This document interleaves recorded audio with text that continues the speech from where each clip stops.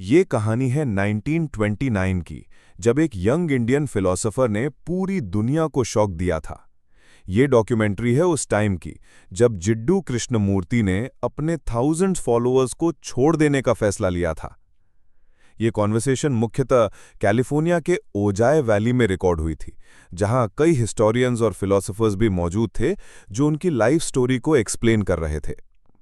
भारत की गरीबी और बीमारी से निकलकर एक छोटे बच्चे को नया मसीहा घोषित किया गया था। जिड्डू कृष्णमूर्ति को दुनिया के साल्वेशन के लिए तैयार किया गया था। बचपन में वो एक नए स्पिरिचुअल मूवमेंट का प्रतीक बने थे और उन लोगों से बात करते थे जो सोशल प्रॉब्लम्स, रिलीजियस कट्टरता और मटीरियलिज्म से परेशान थे। लेकिन जब वो बड़े हुए तो कृष्णमूर्ति जी ने अपने आसपास के लोगों की सभी एक्सपेक्टेशंस को पूरी तरह से रिजेक्ट कर दिया। जब उन्होंने अपनी असली आवाज पाई तो उन्होंने साल्वेशन की कोई गारंटी नहीं दी। वो कहते थे, हम इन सभी डिस्कशंस और टॉक्स में ये देखने की कोशिश कर रहे हैं कि क्या हम माइंड का कंप्लीट ट्रांसफॉर्मेशन नहीं ला सकते। चीज़ों को जैसी हैं वैसी एक्सेप्ट ना करें, बल्कि उन्हें समझें, उनमें जाएं, उनकी जांच करें, अलग तरीके से जीने का रास्ता खोजने के लिए अपना पूरा दिल और दिमाग लगाएं। प्लेटफॉर्म पे वो एक बहुत इंप्रेसिव व्यक्तित्व थे। ऑडियंसेस के साथ कभी-कभी ऐसा लगता था जैसे वे उनके बातों से हिप्नोटाइज हो गए हों, पूरी तरह अब्जॉर्ब्ड हो गए हों। लेकिन ये आप पर निर्भर करता है, किसी और पर नहीं, क्योंकि इसमें कोई टीचर नहीं है, कोई स्टूडेंट नहीं है, कोई लीडर नहीं है। वे ऐसी चीज़ों की बात कर रहे थे जो आप खुद करते हैं, अपने दम पर। हर कोई उन्हें एक मसीहा या वर्ल्ड टीचर के रूप में देखता रहा, कोई ऐसा व्यक्ति जो उन्हें बचाएगा। वे चाहते थे कि लोग किसी रियलिटी के लिए जागें और सिर्फ फेथ और ट्रस्ट ना रखें कि कोई बाहरी शक्ति आंसर्स देने वाली है। साल्वेशन की तलाश में आई भीड़ों को उन्होंने कम भी दिया और ज्यादा भी। अद्यार नदी साउथ इंडिया से होकर बहती थी। सेंचुरी के मोड़ पर इसके किनारों पर जानवर भरे पड़े थे और छोटे गांव इसके तटों पर बिखरे हुए थे। इन्हीं में से एक सबसे बड़े शहर में, जिसका नाम नदी के नाम पर ही रखा गया था, कृष्णमूर्ति जी ने अपने बचपन का हिस्सा बिताया था। उनके पिताजी अपने परिवार को कृष्णमूर्ति जी की मां की मृत्यु के बाद अद्यार ले आए थे। यहाँ उन्होंने अपने 4 बेटों को पालने के लिए एक छोटा सा घर ढूंढा और एक रिलीजियस ऑर्गेनाइजेशन के साथ काम किया, जिसमें वो शामिल हुए थे, द थियोसॉफिकल सोसाइटी। एक छोटे बच्चे के रूप में कृष्णमूर्ति जी बड़े इंप्रेसिव थियोसॉफिकल हेडक्वार्टर्स की छाया में नदी के किनारे खेलते थे। थियोसॉफिकल सोसाइटी पश्चिमी लोगों द्वारा बनाया गया एक स्पिरिचुअल मूवमेंट था, जो यूनिवर्सल भाईचारे को बढ़ावा देता था और पुरानी रिलीजियस ट्रेडिशंस की खोज करता था। उन्होंने अद्यार को अपना घर चुना था। वेस्ट में पले बढ़े लोगों के लिए इंडिया एक नई पवित्र भूमि की तरह दिखता था। एक स्पिरिचुअल साधक के लिए इंडिया एक सोने की खान की तरह है। थियोसॉफी दुनिया की महान रिलीजियस स्पिरिचुअल शिक्षाओं को एक साथ लाने का और उन्हें आसान रूप में पेश करने का एक प्रयास था। इसमें कौन इंटरेस्टेड था? लगभग सभी, किसी न किसी अस्पष्ट लेवल पर। छुपी हुई विजडम ज्यादातर लोगों के लिए बहुत आकर्षक होती है, कम से कम सरफेस लेवल पर। यह मुख्य रूप से उन लोगों को आकर्षित करता था जो ट्रेडिशनल सोच से बाहर निकलकर सोचने को तैयार थे, बिल्कुल अनकन्वेंशनल तरीके से सोचने वाले। चार्ल्स लीडबेटर की खोज। एनी बेसेंट, थियोसॉफिकल सोसाइटी की प्रेसिडेंट, मूवमेंट के रहस्यमय एलिमेंट्स की ओर विशेष रूप से आकर्षित थीं। वे और अन्य थियोसॉफिस्ट्स इस बात पर विश्वास करने लगे कि एक मैसाया, एक वर्ल्ड टीचर पूर्व से आएगा, संभवतः इंडिया से, ह्यूमैनिटी को एनलाइटनमेंट की ओर ले जाने के लिए। एक दिन अद्यार में नदी के किनारे टहलते हुए चार्ल्स लीडबेटर, एनी बेसेंट के एक साथी की नज़र तट पर खेल रहे लड़कों के ग्रुप पर पड़ी। इन लड़कों में था 14 साल का जिड्डू कृष्णमूर्ति। आम देखने वाले के लिए लड़के में कुछ भी खास नहीं दिखता था। लीडबेटर ने एक दुबले पतले कुपोषित युवा लड़के को देखा, जिसके दांत टेढ़े थे, भौहों में जूं थीं, जो बहुत मजबूत या स्वस्थ नहीं था। वह एक टिपिकल साउथ इंडियन ब्राह्मण लड़का लगता था। लीडबेटर एक कंट्रोवर्शियल व्यक्ति था। इंग्लैंड में उस पर अनैतिक व्यवहार के आरोप लगाए गए थे और हालांकि वो कभी दोषी नहीं ठहराया गया, कई थियोसॉफिस्ट उसके कैरेक्टर पर संदेह करते थे। इसके बावजूद एनी बेसेंट लीडबेटर पर ट्रस्ट करती थीं और उस पर निर्भर रहती थीं, और उन्होंने उसकी इनोसेंस का बचाव किया। वे उसे अंतर्दृष्टि वाला भी मानती थीं, जो किसी व्यक्ति के चारों ओर के माहौल को देख सकता था। इस ऑरा में वे दोनों मानते थे किसी व्यक्ति की आत्मा की पवित्रता प्रकट हो सकती है, और इसी में मिस्टर लीडबेटर ने उस बच्चे को विशेष रूप से पहचाना। मिस्टर लीडबेटर ने कहा कि उस बच्चे का सबसे शुद्ध ऑरा है, एक ऑरा जो बहुत सुंदर था, सबसे निर्दोष ऑरा जो उन्होंने कभी देखा था। इससे उन्होंने इस लड़के को असाधारण के रूप में पहचाना, जिसे लेके पोषित किया जाना चाहिए। यही पूरी कहानी की शुरुआत थी। मसीहा की घोषणा। इस छोटी सी मुलाकात से लीडबीटर ने कृष्णमूर्ति जी को वही व्यक्ति घोषित किया और थियोसॉफिस्ट्स को भगवान के आने की तैयारी करने को कहा। थियोसॉफिस्ट्स मानते थे कि ये असंभावित 14 साल का लड़का दुनिया को शांति और स्पिरिचुअल मुक्ति की ओर ले जाएगा, और वे सोचते थे कि वे रिलीजियस परंपरा और भविष्यवाणी के रास्ते का पालन कर रहे हैं, जिसमें वर्ल्ड टीचर एक बार फिर पुनर्जन्म लेगा, जैसा कि वे बुद्धा के रूप में, जीसस के रूप में और मोहम्मद के रूप में हुआ था। थियोसॉफिस्ट्स कई सोर्सेस से प्रेरणा लेते हैं, लेकिन महसूस करते हैं कि वर्ल्ड टीचर एक ऐसी व्यक्तित्व हो सकती है जो किसी एक रिलीजन से इंडिपेंडेंट होगी, सभी को कंबाइन करेगी और उन सभी से ऊपर उठेगी। बेसेंट और लीडबीटर ने कृष्णमूर्ति जी के विधुर पिता से संपर्क किया और अपने बेटे को थियोसॉफिकल हेडक्वार्टर्स के परिसर में ले जाने की अनुमति मांगी। लेकिन लड़का कोई इंग्लिश नहीं बोलता था और फॉरेनर से डरता था। उसके पिता और वे तभी राजी हुए जब कृष्णमूर्ति जी के छोटे भाई नित्या को भी उसके साथ जाने की परमिशन दी गई। नया जीवन और सख्त अनुशासन।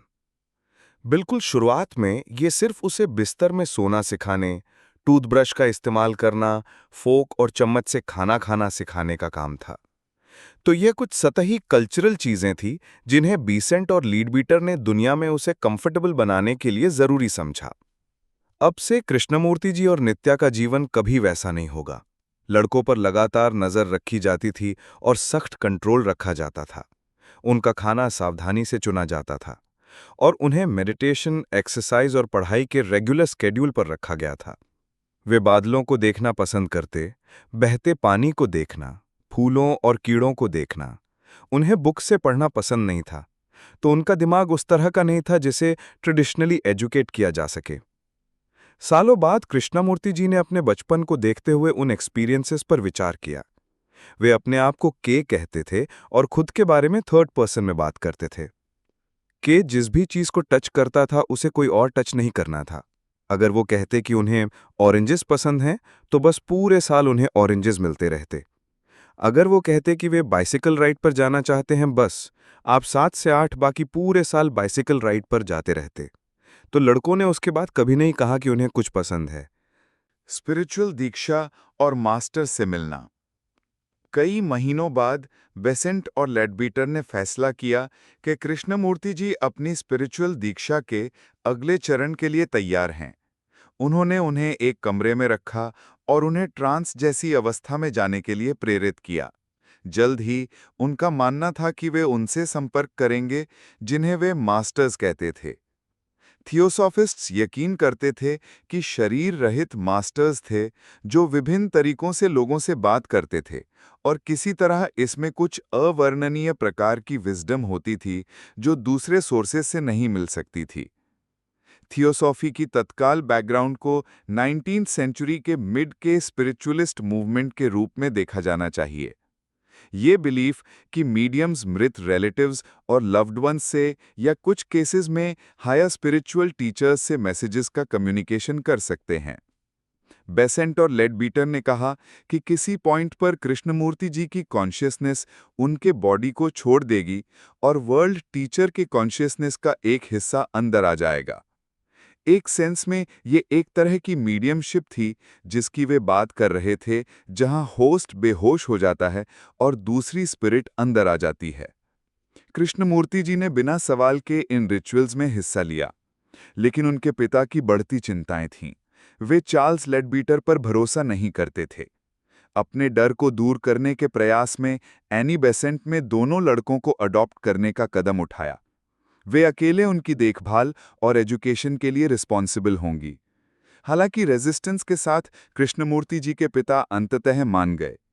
उन्होंने पहचाना कि थियोसॉफिस्ट्स अपने बेटों को एक ऐसा अवसर दे रहे थे जो उनकी अपनी उम्मीदों से कहीं बेहतर था। यूरोप की यात्रा, नई दुनिया में कदम। 3 साल बाद बेसेंट ने फैसला किया कि इंग्लैंड में कृष्णमूर्ति जी की एजुकेशन कंटिन्यू करने का समय आ गया है। इसलिए अपने पहले यूरोपियन सूट में तैयार होकर और अपने पहले जोड़े के लेदर के सोल वाले शूज पहनकर वे यूरोप के लिए एक जहाज पर सवार हुए। वे लगभग 9 साल तक इंडिया या अपने पिता को नहीं देखेंगे। जैसे ही उनकी ट्रेन चेरिंग क्रॉस स्टेशन में पहुंची, कृष्णमूर्ति जी ने भीड़ को देखा। डरे हुए, अपना जीवन कपड़े और नंगे पांव बिताने के बाद वे वेस्टर्न कपड़ों में अजीब महसूस करते थे और उनके शूज दुखदाई थे। कृष्णमूर्ति जी का स्वागत करने वाला लंदन बड़े बदलाव के बीच में था। 20th सेंचुरी की शुरुआत तक स्ट्रीट कार्स ने हॉर्स की गाड़ियों की जगह ले ली थी और इलेक्ट्रिसिटी ने वर्कप्लेस और घरों को बदल दिया था। एक ऐसी दुनिया में जहां साइंस और इंडस्ट्री तेजी से रोजमर्रा की जिंदगी को आकार दे रहे थे, वेस्ट में कई लोग गहरे स्पिरिचुअल मीनिंग के साथ फिर से जुड़ने की कोशिश कर रहे थे। साइंस ने बहुत से लोगों को ठंडा छोड़ दिया क्योंकि ये सजेस्ट करता था कि यूनिवर्स और इसलिए हम इसमें क्रीचर्स के रूप में कुछ नहीं बल्कि मैकेनिकल रोबोट्स के जैसे हैं। दूसरी तरफ रिलीजन पर बहुत अविश्वास था क्योंकि ये अभी भी कुछ एक्सेप्शंस के साथ बहुत फंडामेंटलिस्ट कॉन्जर्वेटिव था।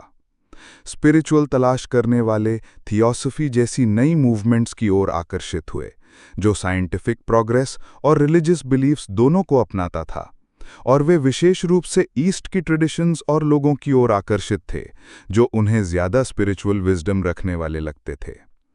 लेकिन हर कोई कृष्णमूर्ति जी का खुले हाथों से स्वागत नहीं करता था। जैसे ही मैं सड़क पर जाता हूं, वे मुझे पॉइंट करते हैं, वहां जा रहा है वो लड़का जो पेपर्स में छपा है, मैसाया। फिर वे हंसने लगते हैं। ओह, मैं इस सब से कितनी नफरत करता हूं और मुझे ये सब जिंदगी भर झेलना होगा। भगवान, मैंने इस सब के लिए क्या किया है? यूरोपियन जीवन लग्जरी में कैद। अपनी परेशानी के बावजूद कृष्णमूर्ति जी ने द थियोसॉफिस्ट्स के उन्हें एक प्रॉपर यंग जेंटलमैन में बदलने के एफर्ट्स को सहन किया। लगभग 1 दशक तक वे और उनके भाई ने प्रिविलेज्ड जिंदगी जी। उनके कपड़े और खाना फर्स्ट क्लास के थे। वे पूरे यूरोप में गर्मियां बिताते थे और उन्हें हॉलैंड में एक कैसल दिया गया था। लेकिन जितना कृष्णमूर्ति जी को अपर क्लास द्वारा स्वागत किया गया, उतना ही वे खुद को एक आउटसाइडर महसूस करते थे। वे अपने स्वयं के ओपिनियंस और अपनी स्वयं की आवाज़ एस्टैब्लिश करने लगे। जब मैं पहली बार यूरोप गया, मैंने देखा कि लोग अपनी दुख को भूलने की कोशिश में कैसे खुद का मनोरंजन करते हैं, ये सोचकर कि वे सुपरफिशियल एक्साइटमेंट से अपने दिलों और दिमागों को सुन करके अपनी समस्याओं का समाधान कर रहे हैं। एनी बेसेंट ने उन्हें असिस्टेंट्स, सेक्रेटरीज और ट्यूटर्स से घेर रखा था और कृष्णमूर्ति जी के पास कभी भी अकेले रहने का समय नहीं था। वे एक लग्जरियस जिंदगी जीते थे, लेकिन उन्हें सबसे इम्पॉर्टेंट लग्जरी से वंचित रखा गया था, प्राइवेसी। मैं एक अलग जिंदगी का सपना देखता हूँ। मेरे अंदर एक बगावत है, शांति से लेकिन पक्के तौर पर उमड़ रही है। किस मकसद से नहीं पता। मैं रोना चाहूँगा, एक अच्छा लंबा रोना। मैं दूर जाना चाहता हूँ, सबसे दूर किसी सुंदर ठंडी एकांत जगह पर। ऊंचाई में शांति, पहली बार मिली स्वतंत्रता।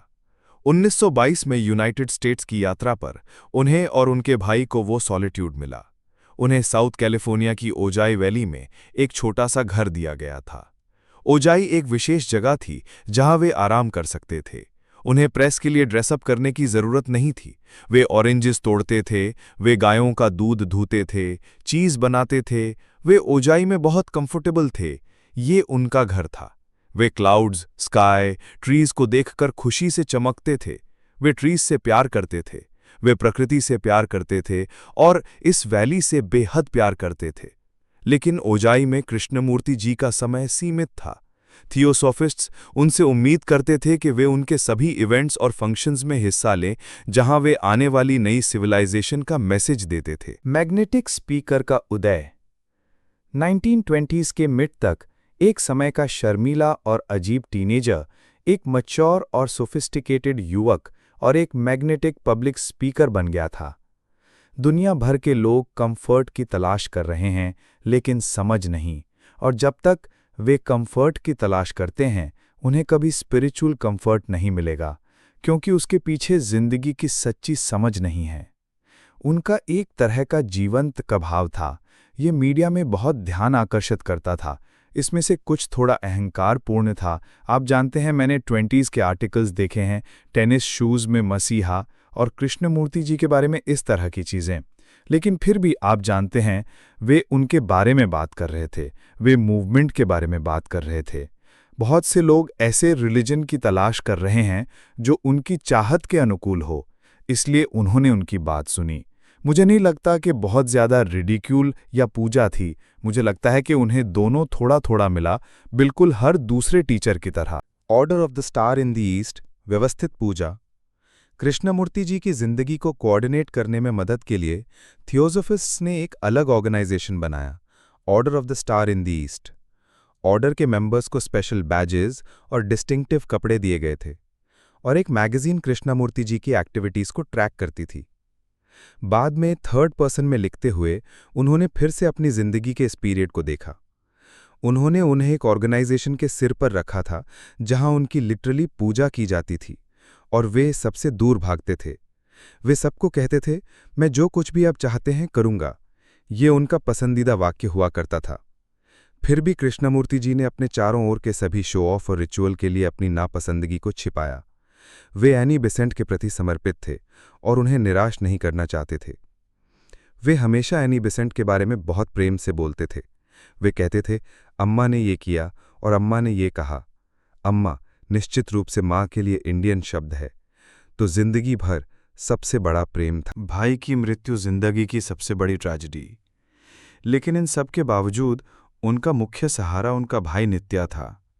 अड्यार में लड़कों के दिनों से दोनों शायद ही कभी अलग हुए थे। थियोसोफिकल सोसाइटी की 50वीं एनिवर्सरी की पूर्व संध्या पर नित्या ट्यूबरकुलोसिस से बीमार पड़ गया, और कृष्णमूर्ति जी ने पहले अपने भाई का साथ छोड़ने से मना कर दिया। लेकिन थियोसोफिस्ट्स ने उन्हें राजी किया कि वे जानते हैं कि नित्या के साथ कभी कुछ नहीं होगा। इसलिए सितंबर 1925 के अंत में कृष्णमूर्ति जी इंडिया के लिए रवाना हुए।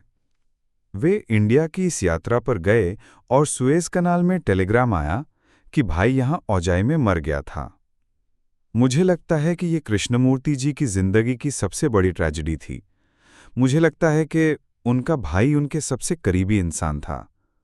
इसने कृष्णमूर्ति जी को गहराई से हिला दिया। न केवल भाई की मृत्यु, बल्कि ये बात भी कि वे थियोसोफिकल सोसाइटी के लीडर्स पर भरोसा नहीं कर सकते थे कि वे कुछ भी गंभीरता से प्रेडिक्ट कर सकें। सुएज कनाल और बॉम्बे के बीच कृष्णमूर्ति जी एक गहरी तब्दीली से गुजरे, जो थियोसोफी के साथ उनके रिलेशनशिप की जड़ों को हिलाने वाली थी। उन्हें लगा कि वे इन अथॉरिटीज़ पर अब भरोसा नहीं कर सकते, ना सिर्फ पर्टिकुलर लोगों पर, बल्कि माइंड के अथॉरिटी के इफेक्ट पर। और जब वे पहुंचे तो वे एक अलग व्यक्ति थे। बगावत की शुरुआत, सवाल उठाना। कृष्णमूर्ति जी अब अपने आसपास के ऑर्गेनाइजेशन और उन्हें सुनने के लिए इकट्ठे होने वाले ऑडियंसेस पर कड़ी नजर डालने लगे। उन्हें एहसास हुआ कि वे फॉलोअर्स और चेलों की भीड़ से घिरे एक सिर्फ फिगर हेड बन गए थे। मैं थियोसोफिस्ट्स के खिलाफ बगावत में था। उनकी सारी जटिल भाषा, उनके थ्योरीज, उनकी मीटिंग्स और जिंदगी की उनकी व्याख्याओं के साथ मैंने हर चीज पर सवाल उठाया, क्योंकि मैं अपने लिए पता लगाना चाहता था। ये कृष्णमूर्ति जी के बड़े होने और एक इंडिपेंडेंट टीचर बनने की प्रोसेस का हिस्सा था। उन्होंने एक दोस्त को बताया, मैं वर्ल्ड टीचर की परवाह नहीं करता हूं, और वे सोचते थे कि उन्होंने उन्हें क्यों चुना है। महान त्याग 3 अगस्त 1929 को थियोसोफिस्ट्स द्वारा उन्हें अज्ञातता से उठाकर वर्ल्ड स्टेज पर धकेले जाने को 20 साल हो गए थे। अब 34 साल की उम्र में कृष्णमूर्ति जी ने उस भूमिका को निभाना बंद करने का फैसला किया जिसमें वे अब विश्वास नहीं करते थे। 3 अगस्त 1929 को काव्यात्मक लेकिन शक्तिशाली भाषा का इस्तेमाल करते हुए उन्होंने एक स्पीच दी जो हमेशा के लिए उनकी जिंदगी को बदल देगी। मैं कहता हूं कि सत्य एक रास्ता रहित भूमि है और इसे किसी भी रास्ते से पहुंचा नहीं जा सकता, किसी भी रिलीजन से, किसी भी सेक्ट से। कई हजार थियोसॉफिस्ट्स के सामने उन्होंने दी order of the star in the east को डिसॉल्व कर दिया और अनाउंस किया कि वे अब कोई फॉलोअर्स नहीं चाहते। मैं कहता हूं कि बिलीफ पूरी तरह व्यक्तिगत मामला होने के कारण आप इसे ऑर्गेनाइज नहीं कर सकते और इसीलिए नहीं करना चाहिए। अगर आप ऐसा करते हैं तो ये जम जाता है, मर जाता है। ये एक मत, एक संप्रदाय, एक रिलीजन बन जाता है जो दूसरों पर थोपा जाता है। उन्होंने कहा, आपको ये अपने लिए पता लगाना होगा कि सत्य क्या है। आप मुझ पर भरोसा नहीं कर सकते। वे इसकी उम्मीद नहीं कर रहे थे, वे सैल्वेशन की उम्मीद कर रहे थे। उन्होंने सैल्वेशन नहीं दी, उन्होंने संदेह, शक और अंदर देखने के टूल्स दिए। तबाही और नई शुरुआत। थियोसॉफिस्ट्स तबाह हो गए, हर कोई छोड़ा हुआ महसूस कर रहा था। कृष्णमूर्ति जी के स्पिरिचुअल लीडरशिप के बिना खो गया था। मैंने उस समय के पुराने थियोसॉफिस्ट्स को ये कहते सुना है कि ये किसी सपने से जागने की तरह था।